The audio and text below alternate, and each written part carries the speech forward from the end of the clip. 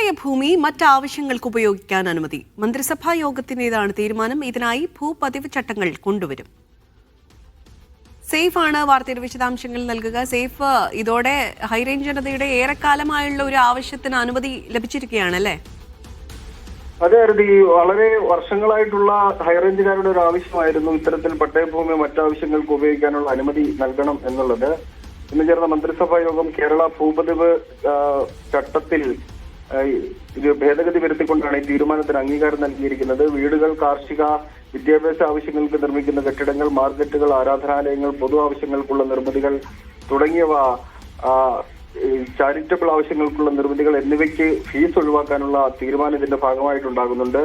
കൂടാതെ 5000 സ്ക്വയർ ഫീറ്റിന് താഴെ വിസ്തീർണമുള്ള commercial industrial കെട്ടിടങ്ങൾക്ക് ഫീസ് ഉണ്ടായിരിക്കുന്നതല്ല എന്നുള്ളതാണ് മറ്റൊരു പ്രധാനപ്പെട്ട തീരുമാനം. 5000-നും 10,000-നും ഇടയിൽ സ്ക്വയർ ഫീറ്റുള്ള കെട്ടിടങ്ങൾക്ക് പ്രോപ്പർട്ടിയുടെ ന്യായവിലയുടെ 1% ഈടാക്കും. 10,000 സ്ക്വയർ ഫീറ്റിന് മുകളിലുള്ള കെട്ടിടങ്ങൾക്ക് ന്യായവിലയുടെ 2% ഈടാക്കാനാണ് തീരുമാനം. ഇതര ആവശ്യങ്ങൾക്ക് ഉപയോഗിക്കുന്നവയ്ക്ക് ന്യായവിലയുടെ 5% ഈടാക്കാനും മന്ത്രിസഭാ യോഗം തീരുമാനമെടുത്തിട്ടുണ്ട്. ശരി, സേഫ് സൈനുൽ അബ്ദീനാണ് വാർത്തയുടെ വിശദാംശങ്ങൾ നൽകിയത് തിരുവനന്തപുരത്ത്.